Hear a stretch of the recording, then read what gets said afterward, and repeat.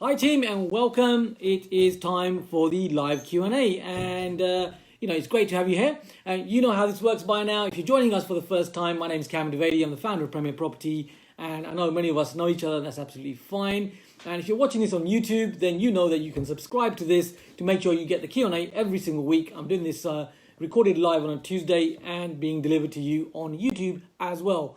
So these questions, by the way, if you're wondering where the questions are coming from, they're being posted by the Premier Property community, the Premier Property Inner Circle community, in fact. So people that are really on it, really working on their property journey. So on this live video that I'm doing right now, there's many people joining us. So yeah, feel free to give us a wave. I believe that is Anna, right? Hi Anna, good to see you here. And there's a number of our members joining us. So I'm going to jump into these questions right now. So first question is coming up from Palashi. And Palashi is asking, I'm just going to read it out as it is, always off the cuff, as you know. Hi, she says, hi, please can you elaborate on the timelines for buying a student HMO? I.e., which months do the students make the bookings for the HMOs? When exactly should we be buying the property so we get enough time to do the refurbishment and before the booking happens? And can we avoid void months in student HMOs? Okay, so one question with several questions, and I'll do my best to answer this one. So the way this works is there are different timelines, and there are timelines in the calendar when you can get the best deal. So let's start from when you can get the best deal. And so the best deal comes from the fact that a landlord hasn't been able to rent out their property when it comes to student accommodation, which is usually by August, September.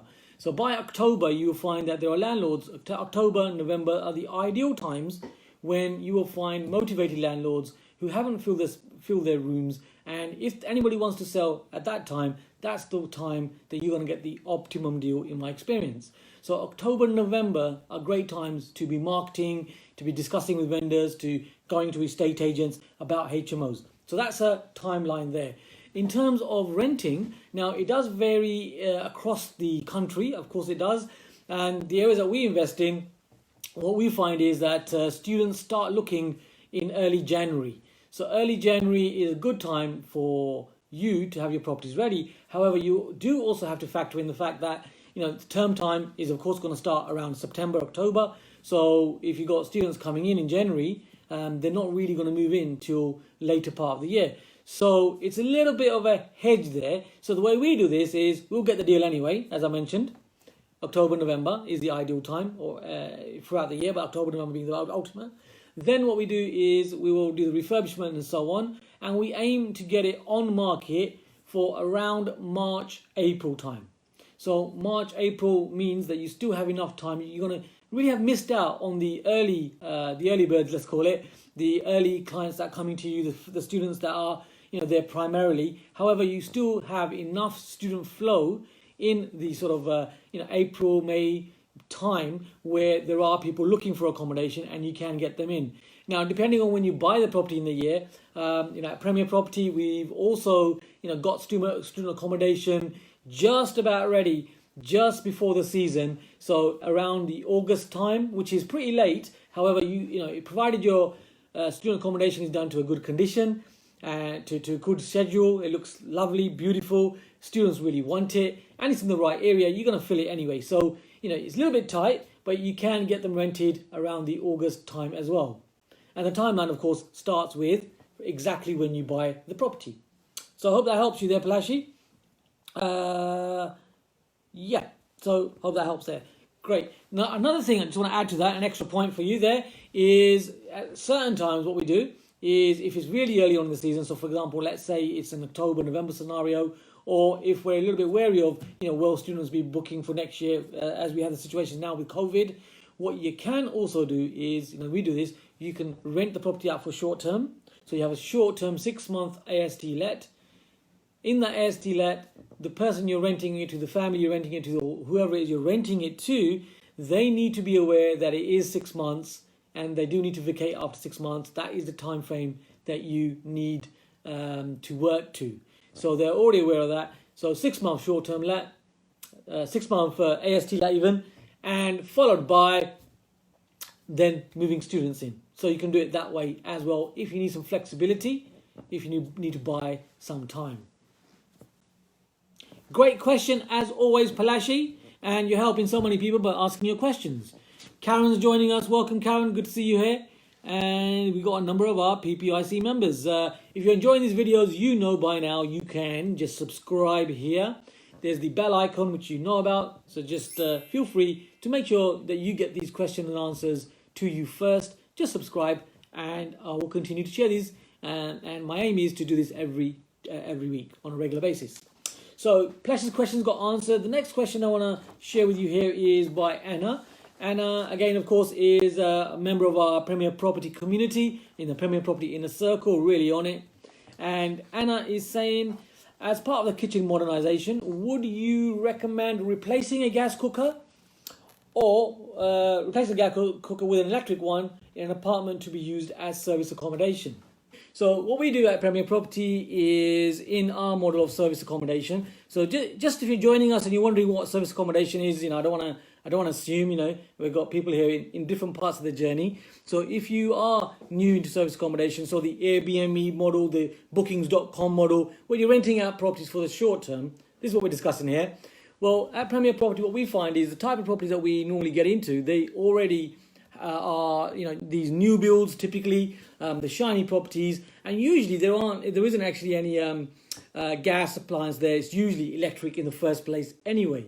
However, to be fair, thinking about it, they're actually all of our appliances are electric in service accommodation. I can't think of one that is actually gas, to be fair. But if we think about properties across the board, if there is a gas appliance there already, then in my experience, the guests, the actual tenants moving in your case it will be guests, and there is a key difference. Let's not go into that right now. So if the gas is already there, then my suggestion would be is to keep the gas, because it does seem that a lot more people prefer gas rather than electric. But if there isn't a choice and they are given an electric, then of course you keep it as an electric. So that would be my straight answer for you, Anna. If it's gas, just to summarize, then keep it as gas. If you need to change it, well, why are you changing it? Do you need to change it? If it's gas, keep it as gas. If you find that the apartment has electric, then keep it as electric. Simple, easy answer. It works in this way. Okay, so next up we have a question from Jane Watson. Now, if you're watching this, I would love to hear your comments. And if you've got any questions that you would like answering, then feel free to ask. You can comment below and you can ask the question below, and I will do my best to help you and assist you to answer your property questions. It doesn't really matter what type of question. It can be very detailed and technical, and it can be just a question that you might think is a silly question, but actually, you'll be helping a lot of other people because they might actually be asking the same question, if you're following what I'm saying here right now. And there are more people joining us. So Pearl's joined us as well. There's a few likes and things flying around, so feel free to share your emoji. Makes it a lot more fun. And let me answer Jane's question. So let's discuss Jane's question first of all. So Jane's question here is, what do you see happening to the London market given the trend to move further out where you get more for your money? Interesting. And more outdoor space. And given you can work anywhere in the country when you don't have to go into the office with remote working. Interested in your thoughts about the impact on the London prices. Another excellent question, and something, to be fair, that we've been pondering on at Premier Property and discussing and working out how you can make large cities like London work. Well, the great news for you is that right now, there are massive changes happening in the whole planning system. I do get very excited about this because they are so very exciting for you. So this is the first time ever since the Second World War when the permitted development changes are happening to a massive extent. The class use order is also changing. So in terms of how the classifications are for the properties, and what that means for you is that you can, in much more of an easier way, change for example, an office to a residential, a A1 usage, a commercial property or retail unit into an office, and all of that. So there's a lot that you can do with class use changes. Now that's a separate element to permitted development. So that's a really good one that's working for you. And the double whammy is also the permitted development. So with the changes within permitted development, as Boris Johnson is saying, build. You got to read the white paper, 57 pages long, but you know what? Do a couple of things for you. Insomnia cures it. Secondly, gets you excited about property investment in areas like London. So Jane, answering your question, London now is a new playing field where there are many new things that you can be doing which you couldn't have done last year or the year before or a decade ago, which you can be doing right now. The great thing is that these changes are coming into force right now. So you are actually in the optimum place to actually be, learning about these changes. And at Premier Property, we will be doing this. I will be personally sharing exactly what we are doing and how we plan to move forward with this.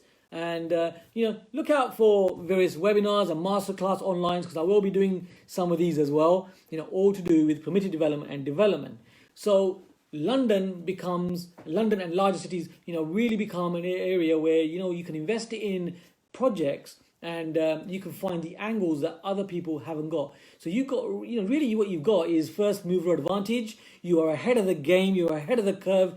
By the time other people catch on to this permitted development, what will happen is, you already have done what you need to do. And remember that these changes, are at the moment only for less than a year. They are until the 31st of July 2021. And we'll have to wait and see if they're going to be extended. But that's what it is right now. So there is this, my view is, Jane, that there is this massive opportunity that you can be jumping onto right now. And, you can really make deals within London work that weren't working before. Great ways. One way I'll share with you right now, and that's looking at retail units. And you mentioned, offices being empty. Looking at retail units, offices that are empty, which you can convert very easily now without planning, but all within permitted development, where it's 100% guaranteed planning permission, the way we assess it at Premier Property. You can do, you can achieve great results. And, there's so many projects that are very viable in the market right now. So I would say, to answer your question, the summary is London, large cities are game on, and you can actually make them work. Exciting news. So 3 questions there. So nice, short, sharp questions, and hopefully you're enjoying the answers. Here, if you're watching this, you can subscribe. You know how to do that. And you can click on that bell icon to make sure you get the next Q&A live as soon as it comes up. So it's Kam Dovedi here at Premier Property, and I will continue to help and assist you with your questions. I'll just say one more time, if you want to, feel free to comment below, ask your questions. And it's Kam Dovedi helping you to take your property investing and developing to the next level. I'll see you in the next Q&A. See you later.